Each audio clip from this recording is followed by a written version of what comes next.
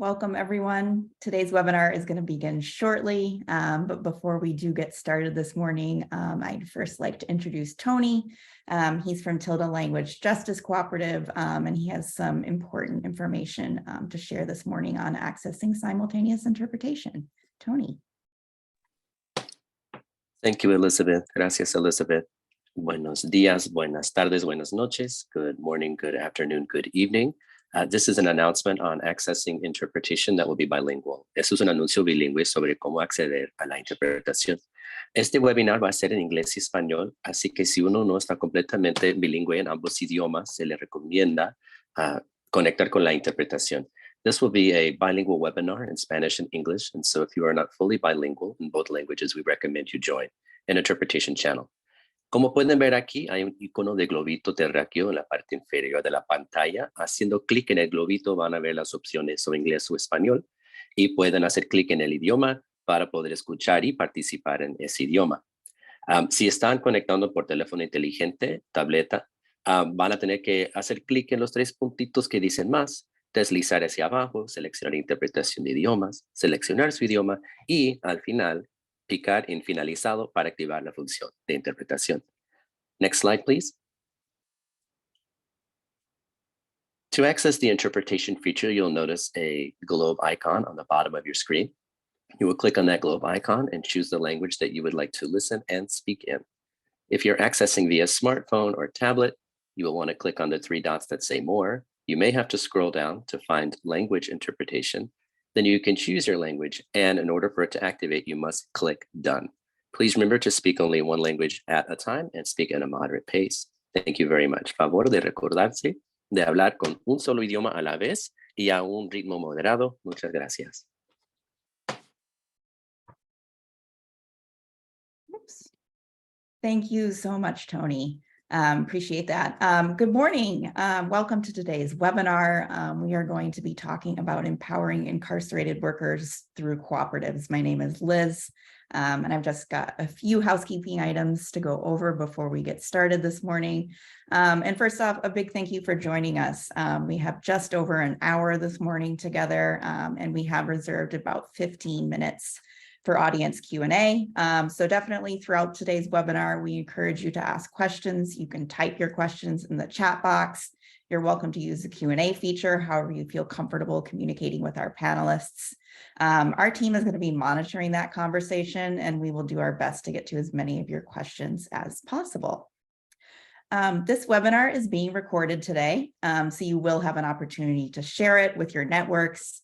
And once again, just reiterating Tony's introduction, our webinar today will feature both Spanish and English speakers.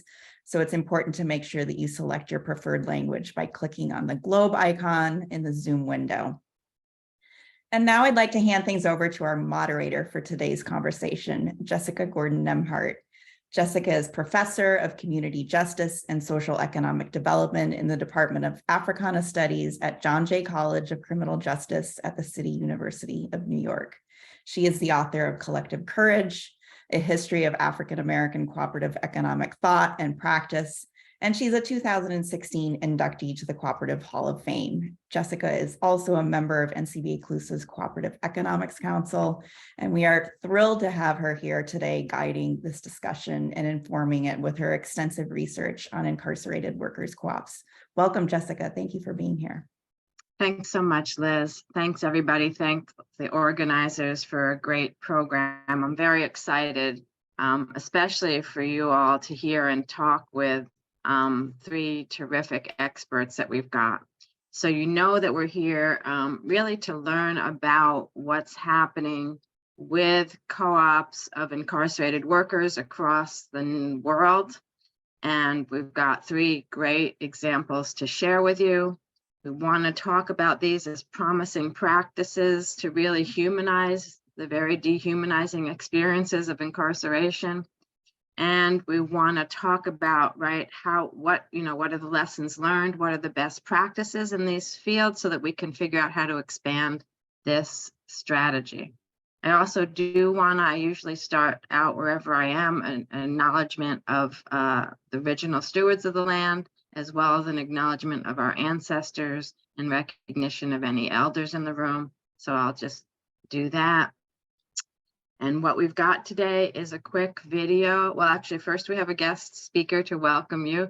We've got a quick video presentation of the project in Peru. And then we've got a panel with 3 experts. And as Liz said, you'll have a chance to do some Q&A.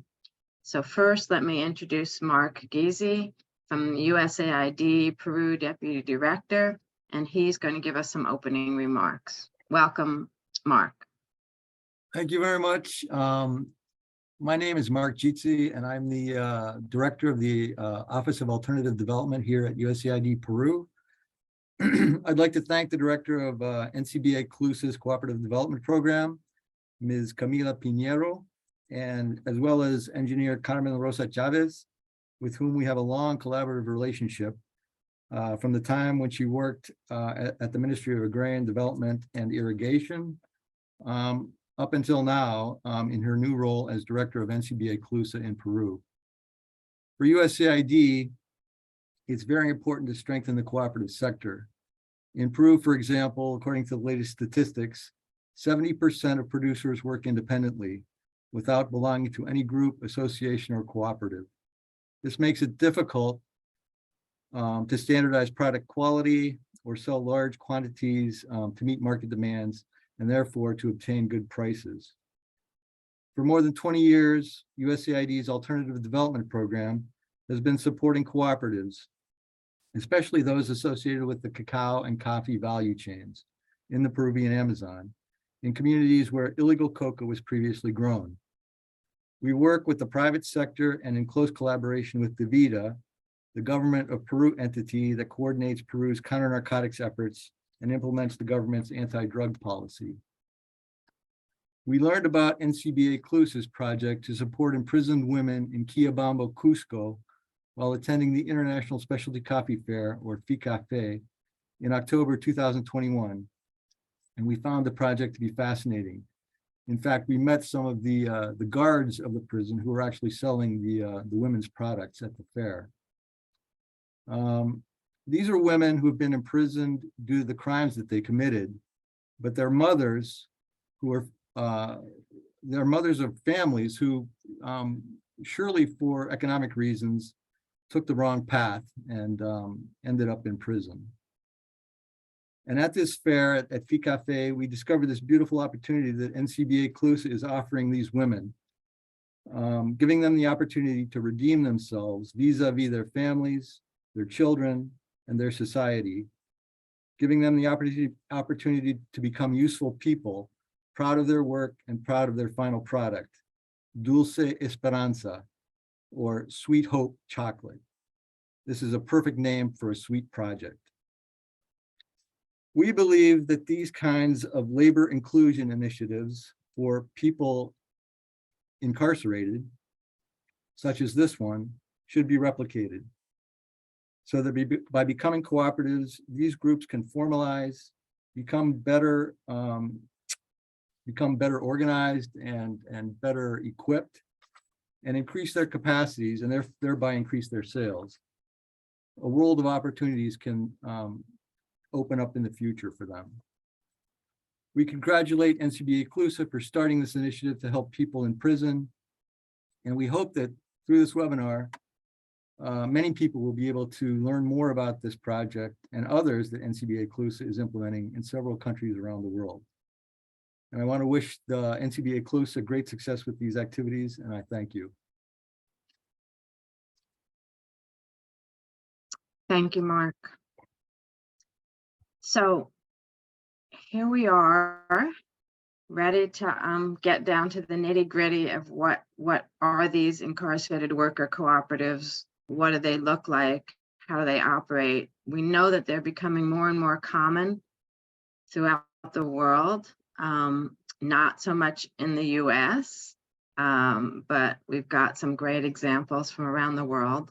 What we're learning is first how these co-ops enable incarcerated people who usually have very little agency and, as I said, are in very dehumanizing experiences to actually have some economic agency and practice economic democracy, even though they're in cages, even though most of their rights have been taken away. And so you'll see we've got some interesting examples for you. In Italy, which I think everyone agrees has kind of pioneered this model, there's currently about 2,000 people, or 12% of the incarcerated population, working for the prison administration and organized as cooperatives. The recidivism rate is only about 5%, which is so much less than the 70 to 90% in the other prison systems in Italy. And of course, around the world, we know recidivism is a huge problem, in addition to just conditions within the cages. We know that there are at least 4 incarcerated worker co-ops in Puerto Rico, which you're also going to learn about, and how interesting that model, right? So the Italian model is much more of a federal and state policies that have helped to create different kinds of social co-ops that have then been able to be used by incarcerated workers. In Puerto Rico, the incarcerated workers themselves demanded a model to do co-op development and to own their own cooperatives while still in prison, and have worked with the Puerto Rican Cooperative League.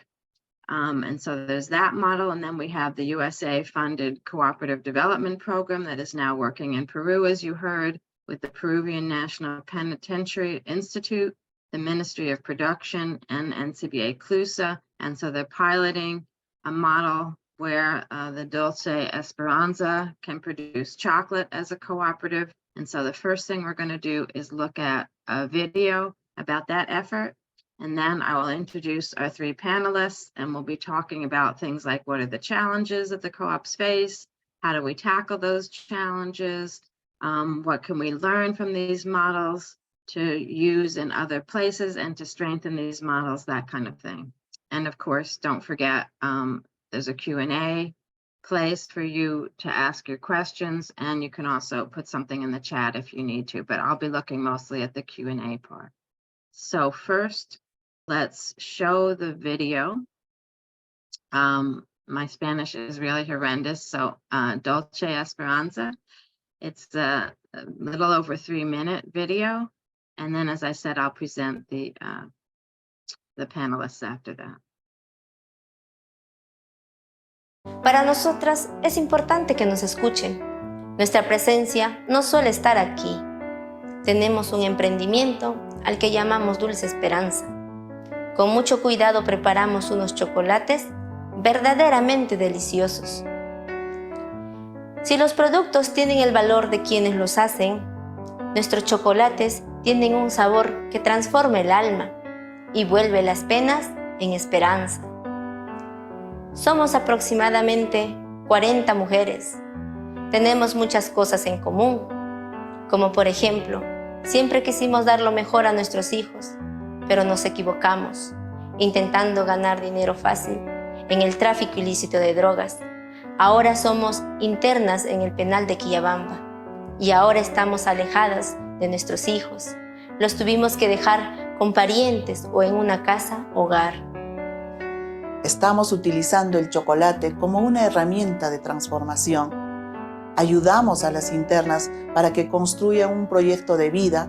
Esperamos que esta iniciativa sirva de inspiración y pueda ser replicada en otros penales. Tenemos la esperanza de salir adelante con nuestro propio esfuerzo. Hace poco tiempo empezamos tostando en una fogata, pelando los granos con nuestras manos, y la única máquina era un molino prestado.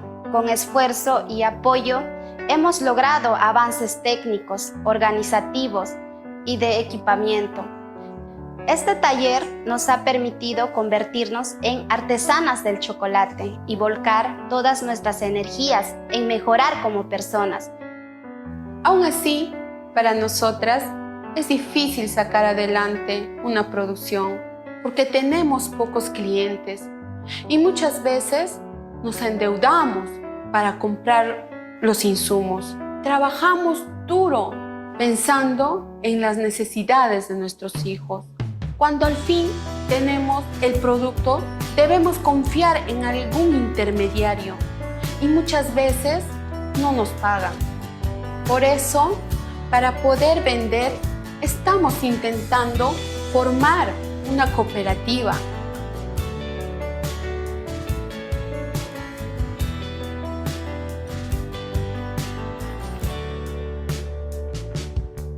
Las cooperativas son una alternativa para enfrentar problemas, aprovechar oportunidades y generar un progreso inclusivo. Todo problema puede superarse, pero con solidaridad y cooperación. Así nos lo demuestra el caso de Chocolates Dulce Esperanza, que promueve NCBA y USAID. En esta experiencia estamos logrando que se sumen organizaciones y empresas y nuestra meta anual es pasar de 1.200 barras a 7.000 barras vendidas. Sabemos que este camino recién empieza, pero nos emocionan los resultados que venimos logrando gracias a la solidaridad y cooperación que estamos encontrando.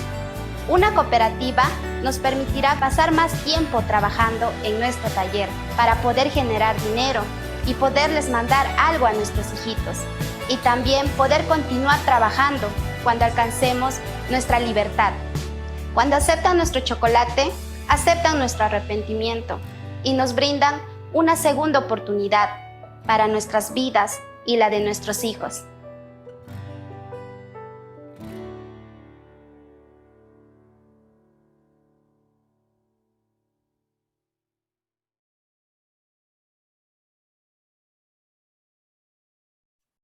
Thanks for that.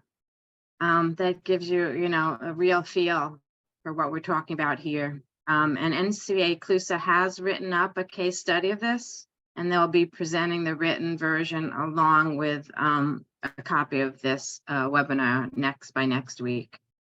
So now it's my pleasure to introduce to you 3 people who are on the front lines working on this. My very good colleague, who I don't get to see enough of, Valeria Pellarosi, from the I forgot to practice my pronunciations of the Conference Cooperative Federazionista, which is the Italian Social Cooperative Federation. He's Senior Policy Advisor for Social Cooperatives and Social Enterprises.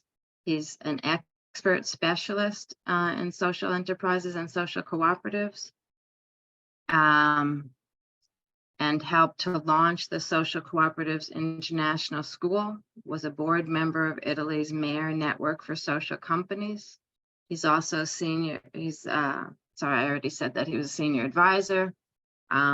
He's also a specialist in public policy in Italy. He, in 2018 and 2022, he was a member of the board of Gruppo Cooperativo CGM, Italy's major network of social companies that gathers together about 900 social enterprises.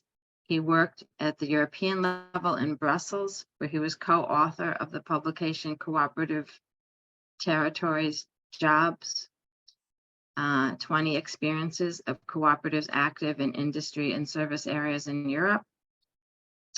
And at the Federation, he has contributed to several research and publications on social cooperatives and social enterprises. So we welcome him, and you'll see each panelist will be answering the questions in different orders. So let me introduce everybody, and then we'll go to the questions. Marie Nieves Plaza with Impulso Cero. She's a co-founder of Impulso Cero and a co-op developer. She's been a co-op educator for 19 years and focused her work on cooperatives in prisons, educating incarcerated workers on the co-op model, as well as on community services. In alliance with Puerto Rico's League of Cooperatives, La Liga, she has helped start several cooperatives in her country, receiving the Puerto Rican Cooperative Leader Medal for her performance and dedication twice, in 2009 and in 2015. She's helped to start several cooperatives, including Cooperativa Aragos, a multi-services co-op formed by inmates in the Penitentiary Institute in Guayama, 945. She also has, as we said, founded Impulso Cero to continue to work on these issues as a life coach and to do cooperative education throughout Puerto Rico. And she's the former president of the Gender Committee of the Northern Council of Cooperatives of Puerto Rico in the League of Cooperatives. And last but not least, Dennis Calderon, who's the NCBA CLUSA Peru co-op law expert. As a consultant with NCBA CLUSA in Peru, he's developed training programs in formalization of cooperatives, has helped to formalize or convert several organizations into cooperatives, including the Dulce Esperanza Cooperative. He's worked with NCBA CLUSA partner co-ops on legal aspects like co-ops, labor, contracting, human resources, and assets.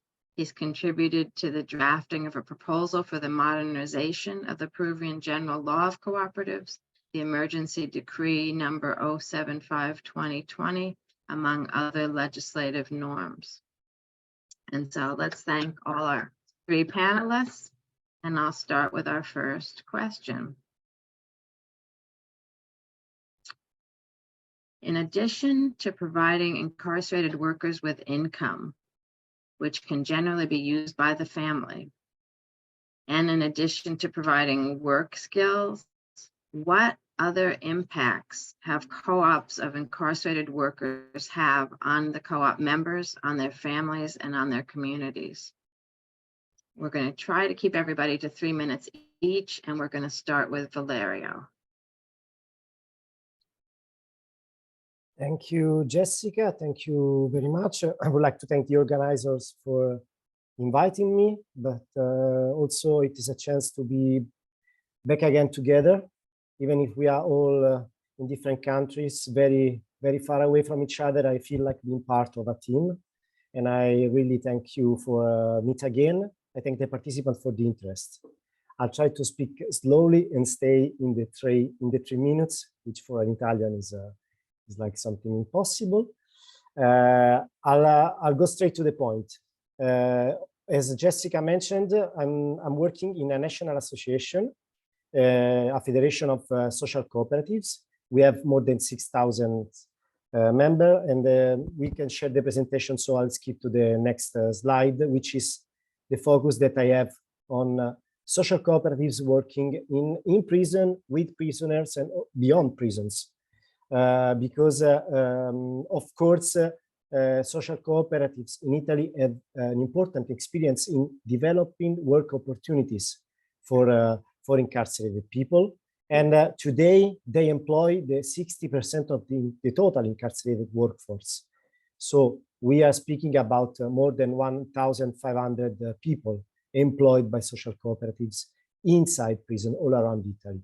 But of course, they create as I say, they are something like opportunity hubs. They do something that goes beyond. I'm happy that it was mentioned that sometimes in prison we forgot to mention that there are mothers and fathers of families, and social cooperatives are also protagonists of assisting them to stay back in a safe relationship with their families and relatives. Of course, to face problems in being father or mother of someone, and of course of helping children of staying in a path of recovery. We must agree that we must humanize prisons. We must humanize the path that people that are in prison are taking. Social cooperatives, of course, next please. Next slide, please. Have an important role in providing work opportunities for inmates, for prisoners, and this means that they create jobs most of all, but they transform also the period in jail in something different. For example, to break the circle of crime, they organize a lot of trainings. Sometimes the period in prisons is a way to go back to school, to get a degree, to get something that is going to be really helpful in the life after the sentence. So that is really important. And I'm happy that it was mentioned before by Mr. Gizzi that there's the part of being part of an enterprise. So if you don't have this element in prisons, you fail. If you are in a method, in something that helps you in meet market demands, as he expressed, or for example, it's not banal to commit into an investment, as we saw in the video of Dulce Esperanza. So to share a debt with fellow cooperators, cooperative entrepreneurs, and invest in something which means future. It's a different future compared to the one that they were experiencing and their story that bring them to jail, to prisons. So that's for the first question, what it is important to remark. And social cooperatives is the way in Italy that they succeeded in this mission. Is a place, is a method where prisoners and other disadvantaged group of people find answers.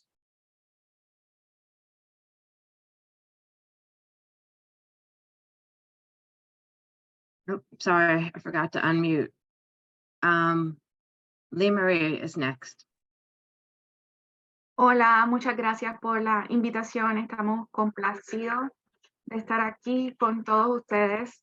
Al igual que los compañeros, la visión acá en Puerto Rico ha sido una de transformación social. Desde el 2003, nosotros tenemos enmiendas en las leyes que permiten la creación de cooperativas en prisión, donde todos sus miembros son parte de la junta directiva, excluyendo a personas que no tengan que ver con la prisión. Así que es un gran proyecto que rompió, ¿verdad?, a nivel mundial. Y coincido con el compañero Valerio en lo que presenta de la transformación social que permite las cooperativas en las personas que están encarceladas, privadas de libertad física. En el caso de Puerto Rico, los ha empoderado, cambia su visión. Hambre de continuar estudios académicos, incluso universitarios. Eso antes no existía. Cambio de visión, porque en Puerto Rico, si estás en confinamiento, no tienes que pasar pensión a tus hijos. Pero como regla interna, ellos han enmendado su propio reglamento para que te hagas cargo de tus hijos desde la prisión en la cooperativa. Así que hay un cambio de perspectiva y responsabilidad con tu familia. Autoestima, donde tú sabes que puedes tener una nueva oportunidad desde adentro. Hay un cambio de la visión en la familia porque lo ven trabajando desde adentro y con una nueva visión de sostener a la familia con lo poco o lo mucho adentro. Y han comenzado a construir con sus manos. En el caso de Puerto Rico, se han especializado en las artesanías. Hay un coffee shop y hay también, trabajan lo que es ropa y bisutería, las mujeres tainas co. Así que tenemos una diversidad de personas que ha creado un impacto de cambio, sobre todo social y transformación interna, que así es como debe de comenzar el cambio desde adentro, donde tú mismo te pruebes para poder entonces luego impactar y poder marcar que hubo una transformación, que el ser humano se transforma. Y el resultado está en los jóvenes que han ido saliendo y no han reincidido. Así que esa es nuestra prueba para el gobierno local en Puerto Rico. Nuestro proyecto es transformador. La educación cooperativa provoca educación, capacitación, por ende hambre de aprender y cambiar en la mente, salir con otro enfoque a la sociedad, donde sé que no me voy a sostener si no soy autogestor. Para mí ese es el mayor impacto de las cooperativas de trabajadores privados de libertad física.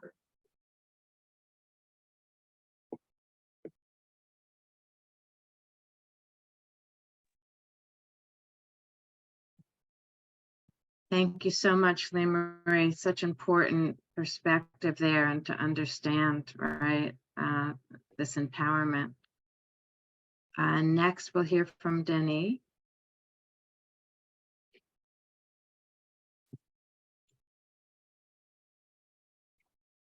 Are you still muted? Hola. Now we hear you. Thanks. Hola. Yes, now we Muchas hear gracias. you. Saludar a todos los amigos que nos siguen a través de la plataforma virtual. Es muy importante conocer las experiencias de otros países como Italia y Puerto Rico, colegas que me han precedido. Y el video nos ha mostrado todo. Básicamente, el trabajo que se viene realizando en el centro penitenciario de Quillabamba ha transformado las vidas de estas personas. Han iniciado básicamente 16 personas y ahora contamos con más de 30 personas participando en el trabajo conjunto para la elaboración del chocolate.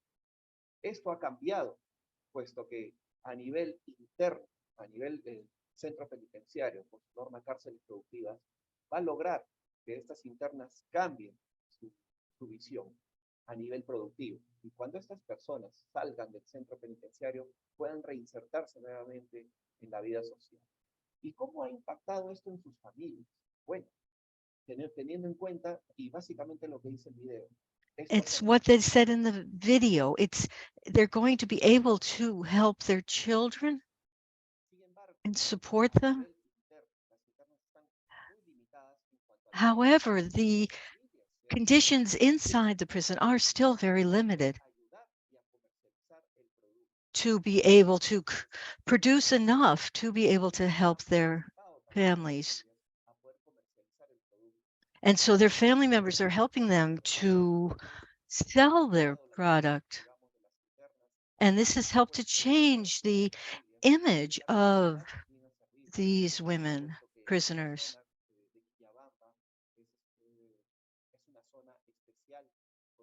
Quillabamba is a very special region. It produces high quality cacao.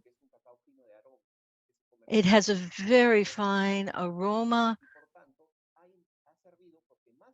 and this has been beneficial.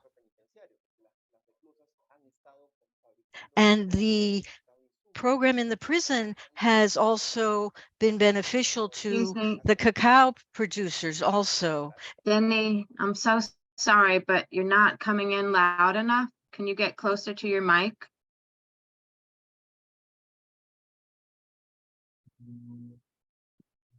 Ok, se me escuchó la última parte. Much better. Did you hear the Thank last you. bit of what I said? Maybe maybe you should repeat the last things you said. Maybe the last sentence or two. Perfecto. Entonces, Sure. As I was mentioning, specifically, this has helped, and the families are helping out in collaborating with selling and marketing the products due to the limitations. But this also means that the families are able to help their family members who are locked up. And also the Quillabamba region has very fine cacao that's sold even in Europe and the US. And this project has also meant that more producers can sell to the prisoners, and it has led to them finding other markets for their cacao, even in Lima and other cities. Thank you very much. Thank you. Thanks, Denis. Thanks, Lee Marie, and thanks, Valerio, for that first set of questions. And hopefully our audience is seeing, the broad array of benefits, right? So not just allowing dignified work with decent salaries and things like that, but also the ability to support your families, right? To gain experience and to gain a whole different outlook, right? On life and relationships with other people, that kind of thing. So now let's broaden it and talk about some of the benefits of co-ops that, bring us closer to society's goals of diminishing recidivism, preparing incarcerated people for their return. We touched on this a little bit, but now let me give you all a chance to talk about that in a little bit more detail. And this time we'll start with Lee Marie.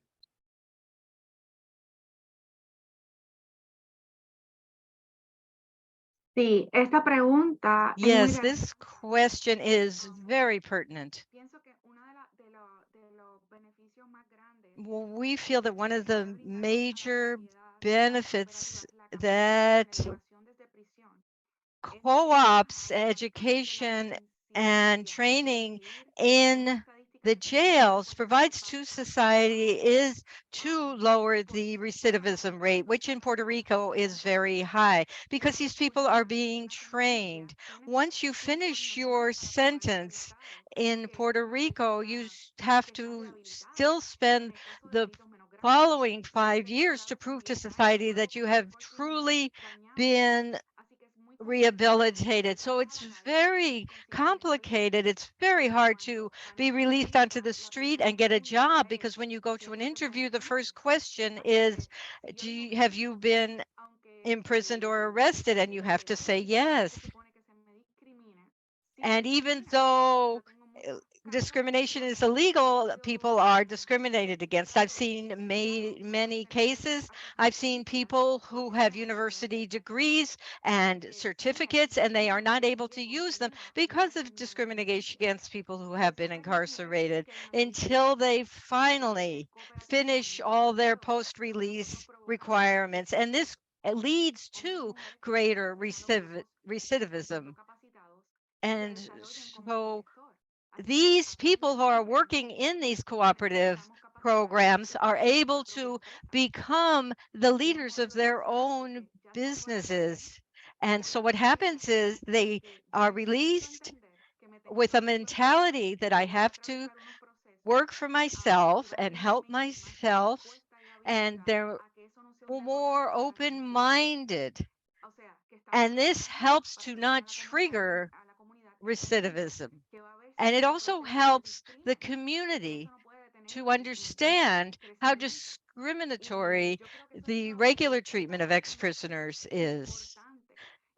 And this is so important and has given us good results in Puerto Rico.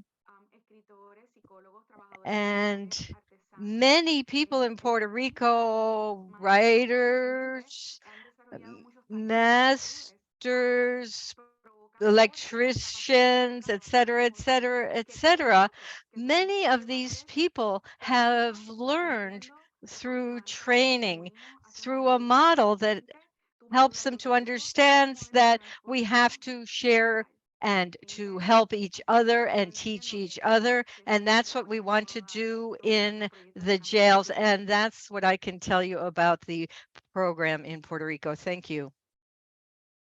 Thank you so much, Lee Marie. I have to say that Lee Marie is probably the first and best teacher I had to explain this kind of transformation and what it really means in the lives of incarcerated workers. So thanks, Lee Marie. Denis, you're next.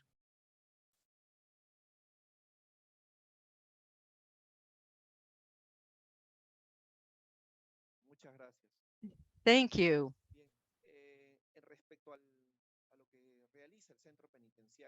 With regards to the work that the prison does with the prisoners is very important.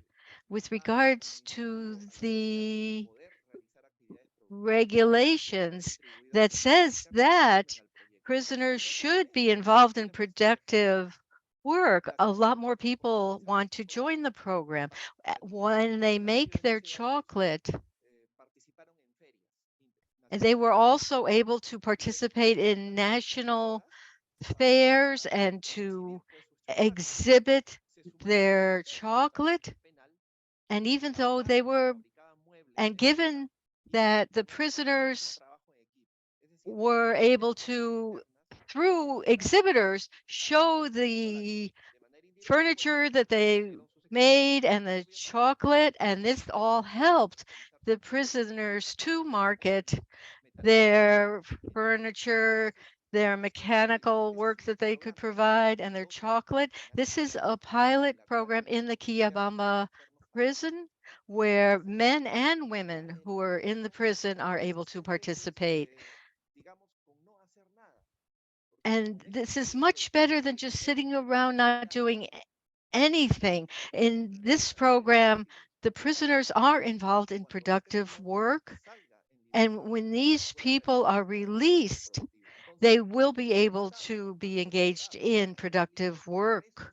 The government has been assisting in the resocialization through this program of the prisoners, not just in Quillabamba, which is one district in the department of Cusco. This has also been going on in other departments or provinces of Peru.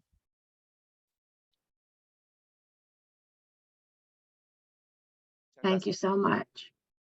And now we'll turn to Valerio. His organization probably has some of the best data to answer these questions. And so thanks again, Valerio, for being with us. Yes, thanks, Jessica. But I'm really happy to listen to other countries' experience, because also help us enlarge the view on the way we work, and also to have some aspect that we must work on. Of course, we have data on recidivism that ministry says are terrible. So every 10 persons that are committing crime, that are in prisons, 8 out of 10 go after the sentence, go back committing crime. But if they're included in work, but not just in work, of course, as I said, if they get a degree, if they change the path, well, 5 out of 100 go back to crime. So it's from 80% to almost 5%. Here, I would like to let the experience talk. I'm showing, for example, Arcolaio. This is similar to what's happening in Dulce Esperanza. It is a bakery in Sicily. But it's not just the prisoner working there, but the message that they pass. This bakery is also created a marketplace, an online shop, where their products are sent all over the country. And everyone can feel the experience of doing this, but the workers at the same time feel to be part of something of our time, where everyone is talking about selling things online and purchasing things on Amazon. Their products are on an online shop. Next, please. The second case that I'm showing, it's from here, from Rome. It's a man at work. Actually, he's also the social cooperative, our national coordinator of the prison sector. They have a restaurant. They have a cooking center, and in the prison, they cook meals for fragile people that are distributed all over the city of Rome. They are employed by the local administration of Rome to cook, and they gain their salary cooking meals for elderly people that are fragile people, that they cannot get food alone, and they are served by the social service of the local administration. This gives the meaning of helping someone staying in jail. And you see on the bottom left, the restaurant that they manage, the feeling of being part of something beautiful. It is in the city center, that is Piazza Venezia, the city center of Rome. Prisoners allowed to go out of jail for work. They go working in the city center. They are the cooks of a restaurant in the city center. Last, but I'm going really running out of time. Last slide, please. Here, alternative ambiente in the north of Italy. So I made one from the south, from Sicily, one from central Italia in Rome, and one from the north, alternative ambiente in Treviso, northeast.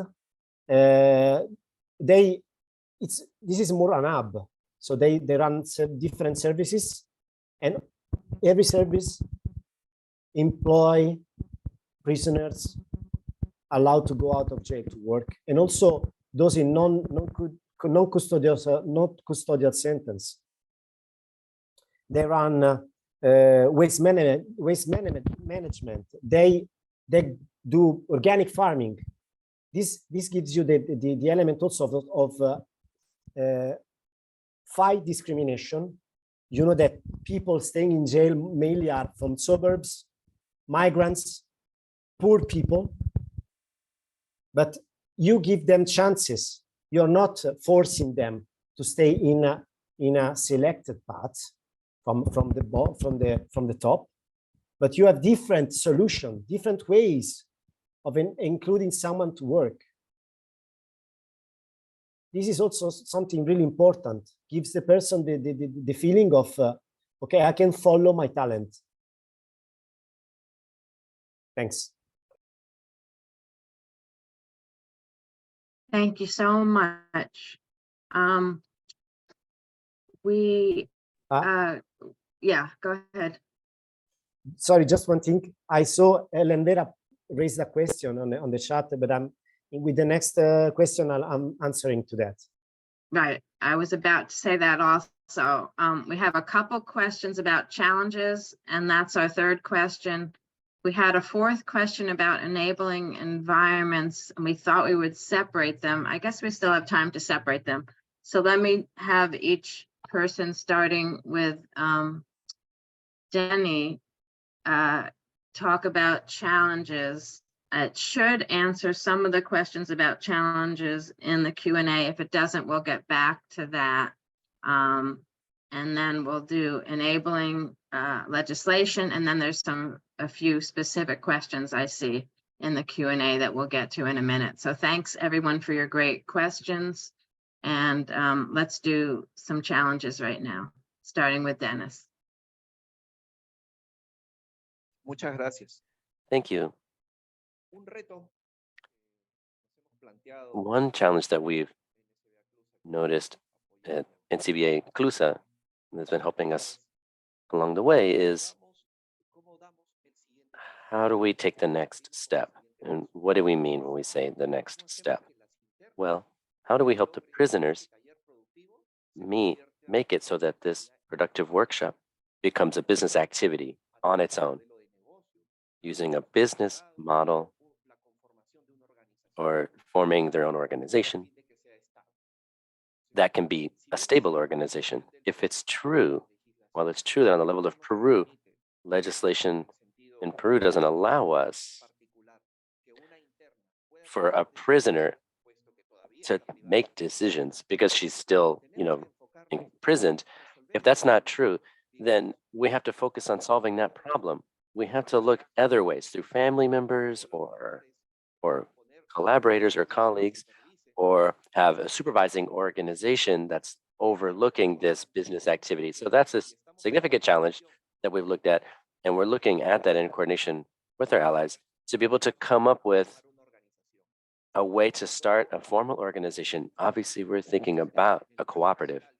We have the case of Italy, we have the case in Puerto Rico, those are sharing with us, and we agree with them as well. So then the first challenge for us is formalization of an organization through a cooperative. And that's a significant challenge, obviously. Then is to make that organization sustainable. And the question that we ask ourselves is, what happens if the prisoner, after being set free, will she continue in the cooperative or not? Or will she form her own organization with other people? So this is also questions we ask ourselves. Maybe we can close the cycle and then to be able to manage these concerns, of our organizations and be able to form a formalized cooperative, both within the prisons itself, with the prisoners themselves, because they're the ones doing the work, or maybe it has to be through family members that might collaborate with them to carry out the tasks that the women who are in prison are not able to do or allowed to do. So that's the first challenge. And the second challenge is to make that organization sustainable.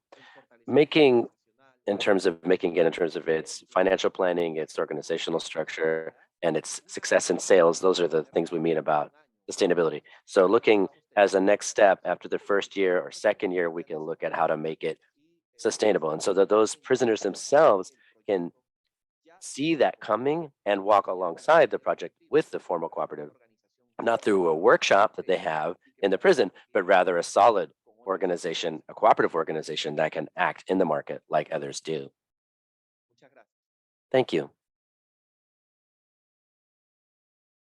Thanks so much. I think Lee Marie is next on this one. Sí, esto es un tema como para 3 horas cada uno. This is really something that we should each talk for 3 hours about. I think it's a really important question, but just to sum up, what we were able to do in 2003, which was an amendment to the law to allow self-managed co-ops in prisons in Puerto Rico, that became a challenge as well, because everything is going well as long as they're in prison. But once they get their freedom and join the community, there are rules that prohibit them from continuing to work in the way that Dennis is talking about. And so it kind of blew our minds a bit, but here we are. So if the laws can be changed for people within prisons, what's really the problem here? But we're not going to be stuck thinking about it as just a problem. We're thinking about a solution. We are working hard, hand in hand with cooperatives of people in prisons, and we continue in our legal struggles with the government. And so we managed to found the first mixed cooperative in community, because we don't want it to be, if you've already finished your sentence, so now you're a former convict, ex-convict. Okay, why am I still calling myself that? It's over. I'm a citizen. I'm back in society. I've completed my debt to society. I was socially isolated.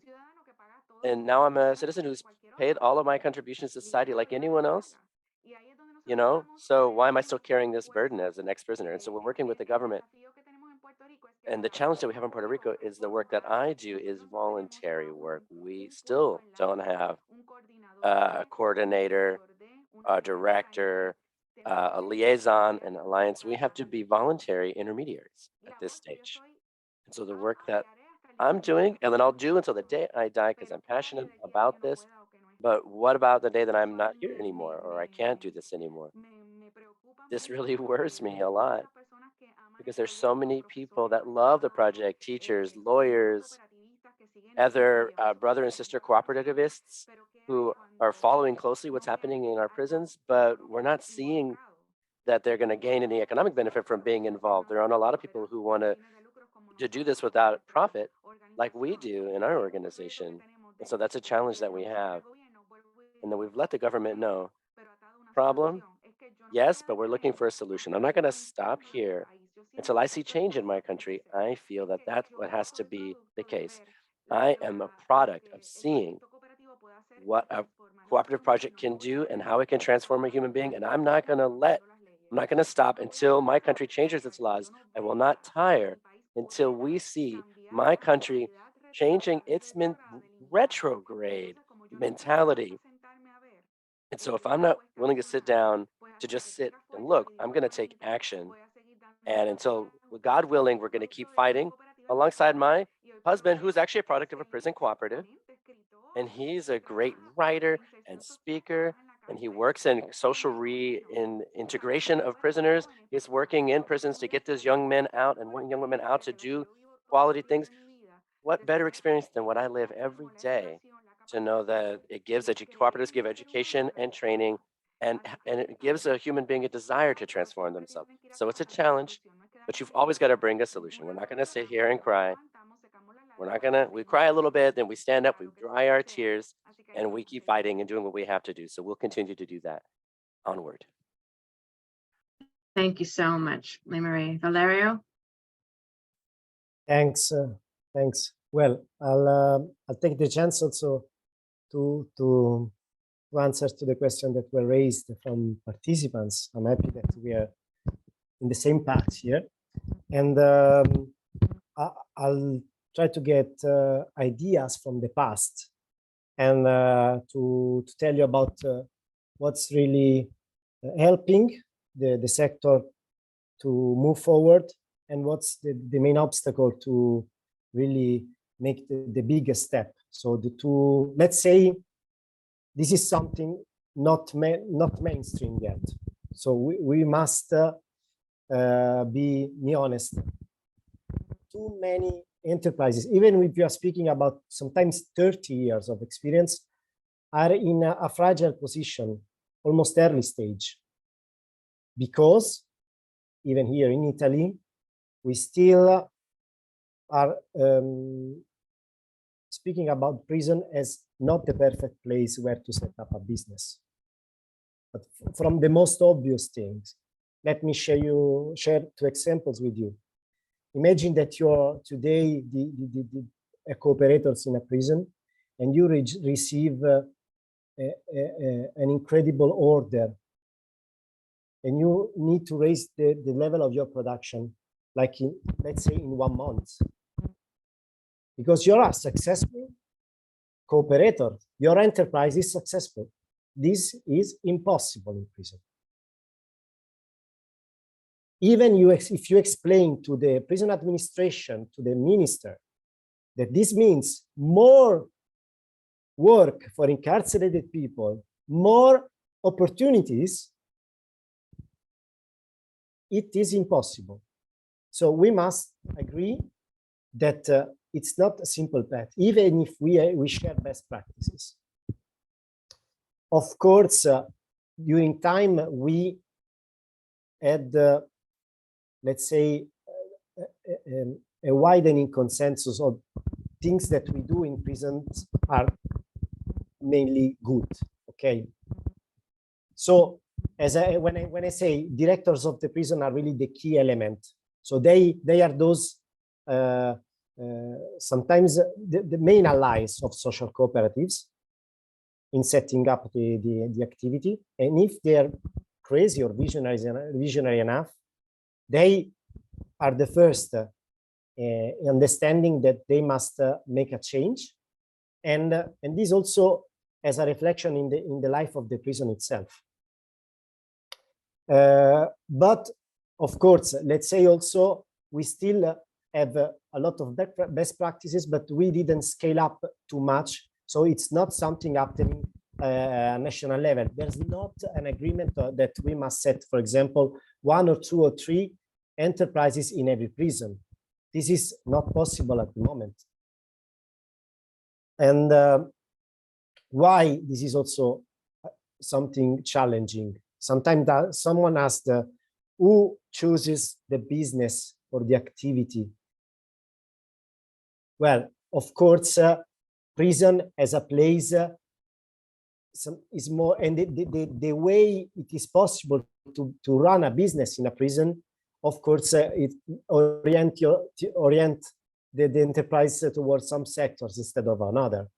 For example, it's very difficult to manage customer care from inside a prison, because of course it is mainly almost impossible to communicate with the external world. But for example, you have a lot of sometimes you have a lot of space to use, so that's why we have a lot of catering service, we have a lot of carpentry and the realization of furniture. That's why we have a lot of bakeries. So let's say that can be also an industry that we must scale up. And of course, we must also facilitate the bridge, the work that is made in accompanying the life of the prisoner from the inside to the outside. As Limari said, it is important that we create a bridge, but enable them to continue something that they started inside, but without the stigma they have of being incarcerated. Because if they change, they change. Otherwise, we are in a way helping them. In another, we are sending back them in the circle they are in. Thanks so much. As Lee-Marie said, we could spend hours on this. I do think that we'll wait for question 4 and answer some of the Q&A, and then if we have time for question 4, otherwise question 4 could also be whole nother webinar. But I did want to just add a little bit of what I've been learning about some of the challenges and how they've been handled. As Lee-Marie said, in their case, they had to actually change the law, and they were able to change the law so there could be self-managing worker co-ops among prisoners. There's still issues about who gets to handle the money, right, and how they do that. But I know Ethiopia has done some, at least in Mengele prison, has done some interesting work with having microfinance program in the prison to work with the incarcerated people to get access to at least micro loans. Not the total solution, but another way to handle some of the financing and some of the money issues. I know there used to be a program in Canada called Inside Art, which had imprisoned workers, artists inside the prison, and then supporters and returning previously incarcerated people on the outside who were also members of the co-op. So the co-op was actually part insiders and part outsiders. So if you did get released, you were still a member of the co-op and just changed your physical place. And again, the Mengele prison allows you to stay in your co-op even if you're released. So there's different solutions. That's part of why we wanted to do this, best practices and sharing of best practices. So different places could see how other places were doing some of this bridging, some of these solutions, some of the legal, some of the finance problems, that kind of thing. So we started to answer some of the questions. Let me see, I'm just going to look at all the challenge questions first. So that, right, the choosing of business often really depends on the country and the facility. And as Valerio said, who's the director in a specific facility. I remember Lee-Marie always said that too, right? And one of the challenges, but also one of the good things is if you educated the head of a facility, then a lot more could happen. But then if they moved on or when the politics changed and somebody else gets appointed, you have to start over. So there's both good and bad there, but that influences a lot about what businesses get chosen. But again, the more self-managing co-ops do choose their own business or get help, right, from co-op societies about what kinds of businesses would work. There was another question,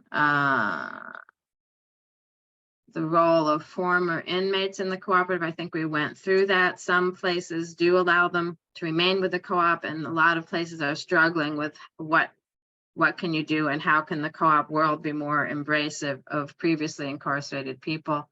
In a minute, I'll see if the panelists want to answer any of those, but I'm trying to keep us moving a little bit. The role of the government in promoting co-op program. I think we sort of answered that. Again, it depends, right? It depends on the government. It depends on the pressure that's put on them, and then it depends on some of the individual facilities. Does anybody want to jump in on any of those? And then I'm going to go to a couple of the harder questions. We're good? Did I do a good enough job on answering those? Okay, so the template for setting up a co-op, again, it kind of depends on the country and the facility, but does anybody want to outline something, or that may be something we could send information about later? But a template that could be used for setting up co-op for incarcerated workers, including the structure of the co-op. Again, it really depends, right? Go ahead, Valerio. Yes, this is something that we do in Italy, for example, as an organization for supporting the new cooperatives setting up. So we have the statutes, regulations, and internal rules, and so on. So we support the creation of new cooperatives with that tools too. But of course, any toolkit must be set for the specific law of a certain country. Great, thanks. Anybody else want to jump in on that? Okay. How about, we've got this question, hi Renee, challenges in the US, right? Legal restrictions of incarcerated organized labor, the role of prison labor for the benefits the state, and actually we had that in the chat too, you know, the slave labor and the privatized labor in US prisons, right? So much of the labor is controlled by outside corporations or to benefit the state. So how, right, what type of partnerships or permissions are necessary in your countries? And are there any examples of incarcerated co-ops that did not have to coordinate with prison administration? Anybody want to take on that? Yes. Acá en Puerto Rico, nosotros Here realmente in la Puerto iniciativa Rico, the nace de los mismos personas initiative privadas de libertad. came directly from the inmates. The law was changed, and which was very quick and was hardly noticed because it was an amendment in a law. And it was an attempt to legislate prisoners. And we were very pleased. But as the prisoners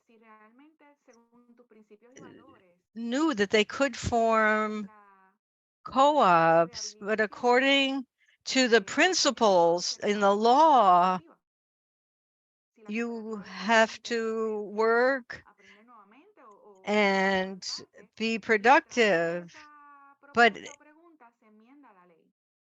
because originally, before the law was amended, prisoners were not allowed to be part of a co-op, and that's why the law got amended.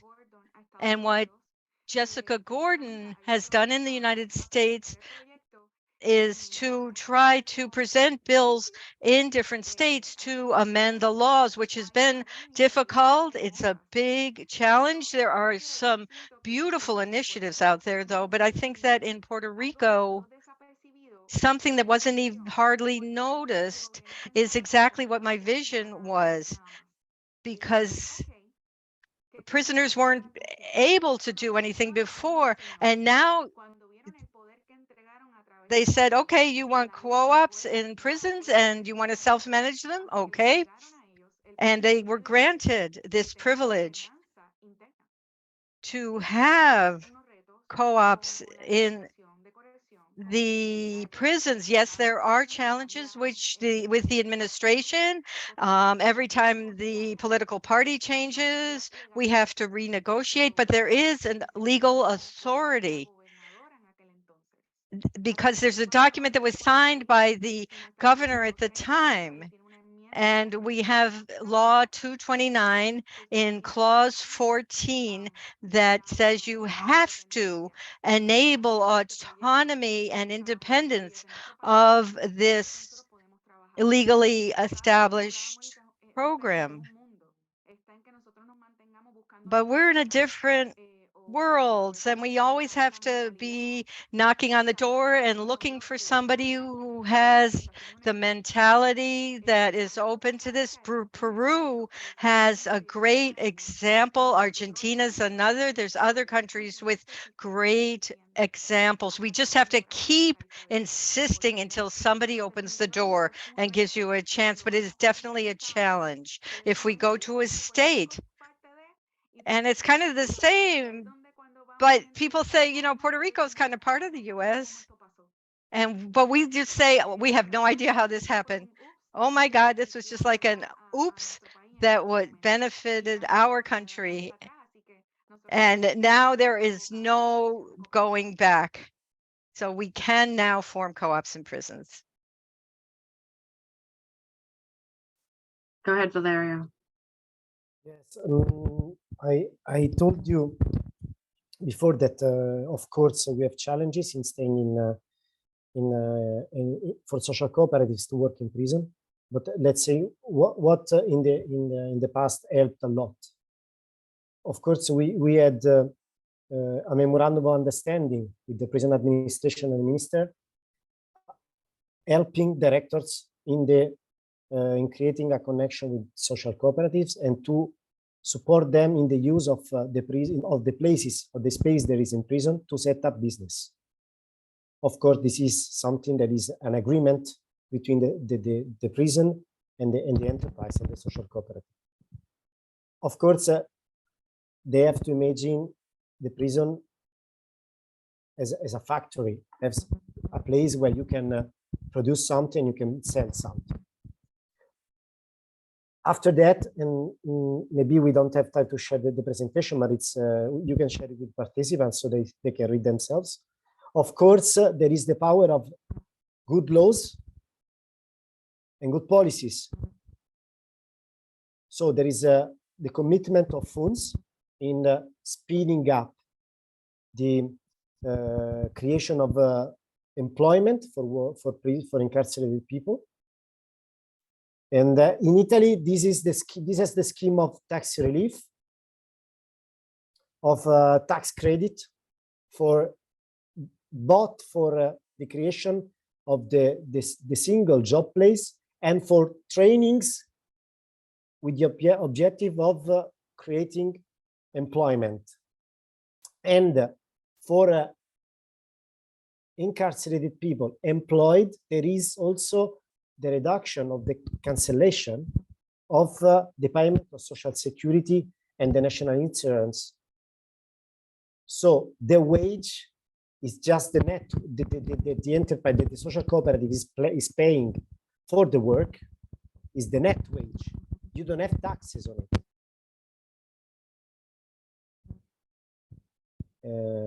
That's me answering to what's the enabling environment. Yeah, thank you so much. I was going to say if we could, well, we're out of time now, but if we could get into that. So thanks for giving us a taste of what the enabling environment kinds of looks like and what the conversation could be. I think everybody gave us a little bit of that in terms of some of the legal stuff and some of the others. I hope that we'll do this again. It seems like there's more that we could all say and maybe even bring in some more examples. And so thank you all for being so interested in this topic, for your great questions. And please, let's give a round of applause to the panelists for such a fabulous job, for such great programming and analysis that they've been providing. Thank you so much. And I hope to meet again. And as you see, this is just the beginning of these kinds of conversations, or the middle, right? There's lots more that we can do and talk about. So thank you all. Have a great rest of the week.